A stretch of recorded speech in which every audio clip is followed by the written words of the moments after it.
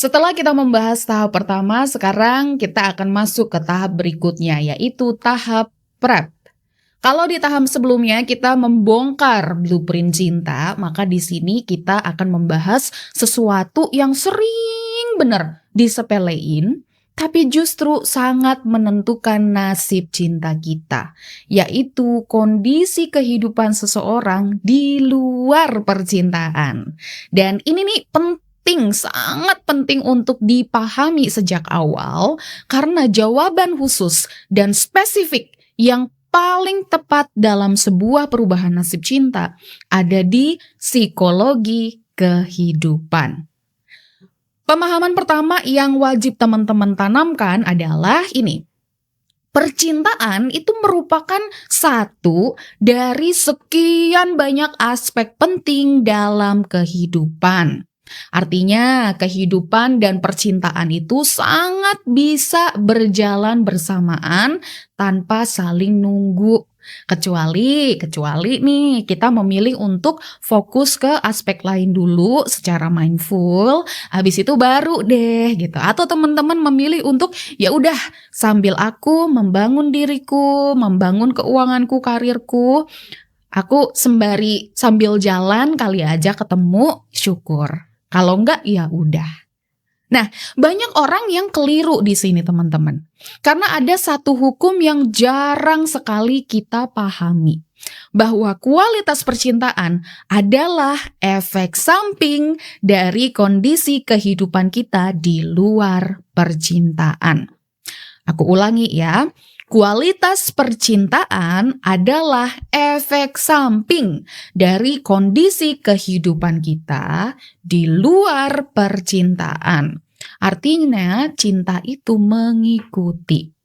Maka di tahap ini fokus kita adalah di level kehidupan mana kita sedang hidup sekarang. Kita mulai dari lapisan paling dasar ya. Jadi yang kita bahas itu adalah tangga kehidupan teman-teman. Lapisan yang pertama itu adalah kehidupan itu sendiri ya, atau bahasa Inggrisnya life.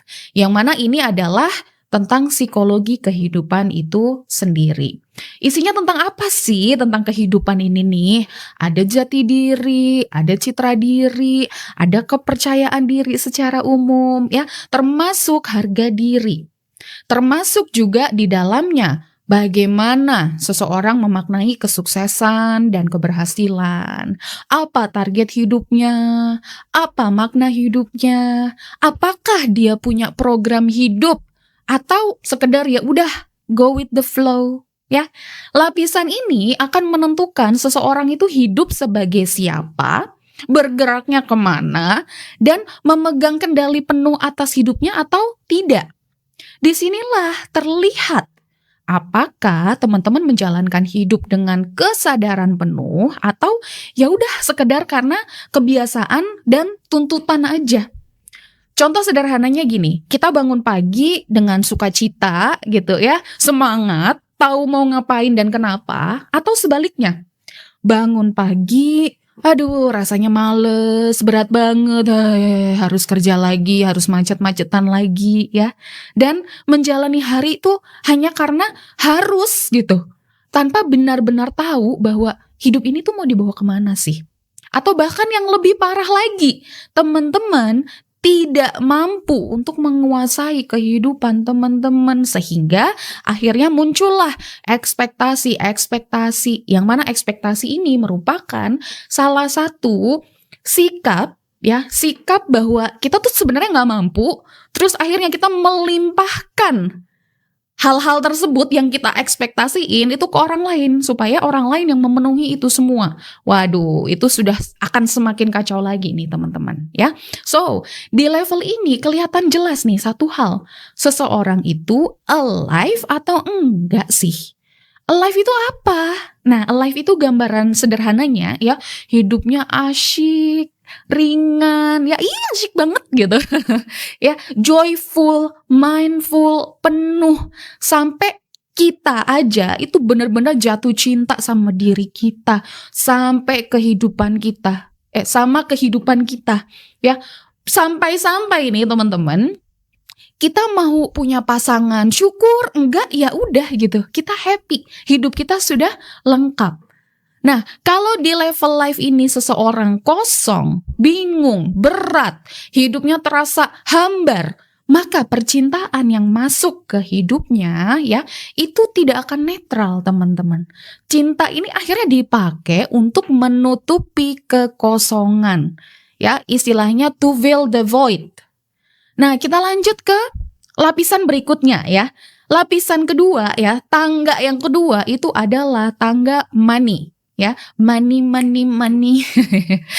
Uang dan keuangan, yang tentu isinya adalah tentang psikologi uang dan keuangan. Bagaimana seseorang menciptakan uang, bagaimana dia mengeluarkan uang, bagaimana relasinya dengan rasa aman, takut, kontrol, tanggung jawab. Nah, di sini kelihatan nih, apakah teman-teman itu berdiri di atas kaki sendiri atau bergantung karena tidak mampu. Itu tadi yang udah aku mention. Kelihatan juga di sini, apakah uang itu dipakai sebagai alat dalam hidup atau alat untuk menutupi, mengobati luka. Ya, jadi perpanjangan, jadi buat nyari pelarian gitu loh dari luka-luka yang kita miliki. Nah, kalau di level money ini seseorang masih chaos, penuh ketakutan, tidak berdaya, maka percintaan seringkali ikut jadi alat kompensasi. Entah menjadi penyelamat, entah mencari penopang, entah mencari pelarian ya. Makanya teman-teman, sebenarnya kalau kita ngomongin percintaan ya, itu biasanya akan merembet kemana-mana gitu. Bahkan ya, kita bisa loh sampai ngomongin kenapa ya di Indonesia kasus korupsi itu bisa gede banget. Kenapa perceraian itu makin kesini malah makin banyak gitu dibandingkan makin sedikit. Itu kita bisa banget bahas karena memang balik lagi, cinta itu akan selalu bersinggungan dengan kondisi lain di luar aspek percintaan. Ya, particularly itu tergantung kondisi kehidupan kita. Nah, semua lapisan ini itu saling berkaitan, teman-teman. Dan disinilah muncul satu konsep penting di tahap ini, yaitu kalau teman-teman udah sering dengar ya, high value person, high value women, high value men, ya. High value ini adalah hasil efek samping dari terpenuhinya indikator-indikator mental tertentu. Ya, kalau teman-teman itu nyarinya adalah aku pengen jadi high value ya, maka teman-teman perlu memiliki 9 indikator mental yang menandakan seseorang itu berada di level ini. Apa aja? Bijaksana, dewasa, cepat, atau tepat waktu ya, terus efektif atau produktif, bertumbuh, berkembang, bersinar, dan matang. Ya, ketika 9 indikator ini terpenuhi, maka secara otomatis teman-teman akan berada di level high value person. Ini kondisi yang terbentuk karena hidup kita itu selaras ya. Kalau indikator-indikator ini terpenuhi, maka seseorang akan secara natural tuh ya berada di level high value karena hidupnya memang berada di level itu. Nah, dari sini maka posisi cinta itu jadi jelas. Cinta itu adalah bonus, hadiah, penambah, pemanis, penghias ya. Istilah kerennya cherry on top of a cake. Jadi kuenya adalah kehidupan kita sebagai individu. Kalau kuenya bantet, maka cherry itu mau dikasih cherry kayak gimana ya, nggak bakalan nyelamatin rasanya. Nah, kalau kuenya mateng, enak, mantep, solid, maka hiasan cherry-nya akan membuat semakin indah kue itu. Ya, nah itulah kenapa di tahap ini yang kita siapkan adalah kehidupan kita sendiri, kualitas hidup kita. Hadiahnya adalah pasangan, ya salah satunya. Dan juga akan ada hadiah-hadiah lainnya. Jika teman-teman memang memilihnya pasangan, ya maka hadiahnya adalah pasangan. Dan karena kondisi kehidupan ini seringkali tidak kita lihat dengan jernih ya, maka tidak cukup hanya dengan merasa atau menilai diri sendiri. Itulah kenapa aku sudah merancang tools khusus untuk membantu teman-teman untuk melakukan check up di tahap ini. Buat ngeliat nih, secara objektif di level kehidupan mana sih teman-teman sekarang sedang hidup. Nah, dengan memetakan kondisi kehidupan ini, maka teman-teman akan berhenti menebak-nebak. Teman-teman akan melihat struktur-strukturnya. Dan ketika kehidupan seseorang itu naik level, maka kualitas cinta yang akan hadir ya, itu juga otomatis akan naik kelas. Nah, silakan teman-teman gunakan tools tersebut dan lanjutkan ke video-video berikutnya untuk memahami bagaimana sih psikologi cinta itu bekerja di tahap berikutnya. Sampai jumpa di next video.